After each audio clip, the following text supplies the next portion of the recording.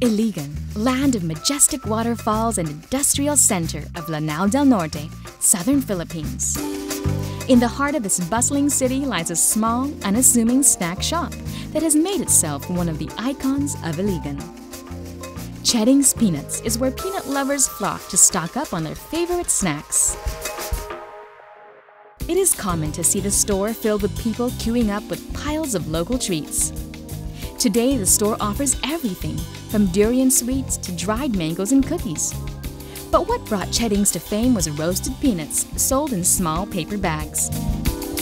Having survived through generations, this family-owned business still stays true to their roots. The business started 1963, yan yung sa kanila na second generation. Yung before, yung talagang original na may-ari, yung mga lolo at lola, 1920 pa, ang tagal na actually kung sa kanila i-base. Yung kung sa second generation na kay Chedeng at saka kay Shokta na i-base, na siguro almost 50 years na. Ang Chedeng's Peanut made from the heart talaga dahil hanggang ngayon, mano-mano pa rin ang Chedeng's Peanut. Walang nagbago, lalo na sa taste ng Chedeng's, the same pa rin. Kung may nagbago man, kung may na-additional man, yun na yung mga product lines at saka mga packaging. Other than that, wala pa rin hanggang ngayon. Sticking to tradition, Cheding's prepares their nuts in much the same way that they did generations ago. Roasting, filling, and weighing each peanut-like paper bag by hand. Tried and tested through the years, their methods prove that quality certainly outlives quantity. Ang pinaka-best seller natin, yung paring original, ito yung toasted peanuts talaga na ang laman nito nakasupot pa rin hanggang ngayon. Ito yung original talaga na nag-umpisa yung Chedeng's Peanut na nakalagay sa supot yung manig natin.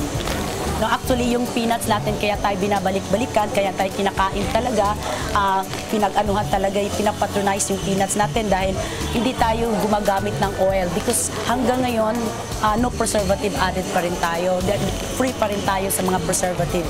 Walang oil dahil ang inaalala natin, yung mga customer natin na magiging healthy pa rin tayo, it's come sa mga food.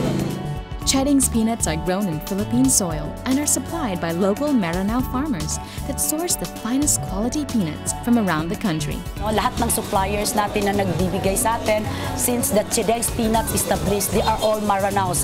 I'm happy to say na lahat sila Maranaos.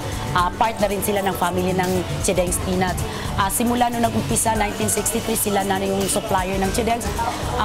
Kinukuha nila all over Philippines. Like, mayroon tayong Luzon, mayroon tayong Iloilo, mayroon tayong Pagadian, mayroon tayong Zamboanga, mayroon tayong Bukidnon. Lahat, all over part sa Pilipinas, mayroon tayong mani na kinukuha na nila dahil may quality tayo na sinusunod. Kung gaano lang kaliit, yun lang dinadala nila.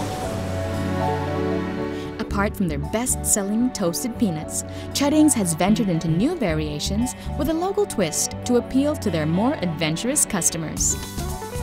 Tapos yung mga bagong products na may papakita natin sa inyo, Banana Crispy Hot Peanuts. Ni-research ko to sa Bangkok before, siguro mga 3 years ago. Sa kanila ko nakita to kung paano gawin, kaya nagkaroon kami ng idea. Actually, yung other products natin na ni-research ko rin to sa Vietnam mga 2 years ago, mayroon silang mixed peanuts doon. Kaya lang iniba rin natin, ginawa nating Filipino taste din. Ang ginawa natin is peanuts mixed kasoy nuts. So lahat ng peanuts na makikita nyo sa tindahan, na matitikman nyo na dito.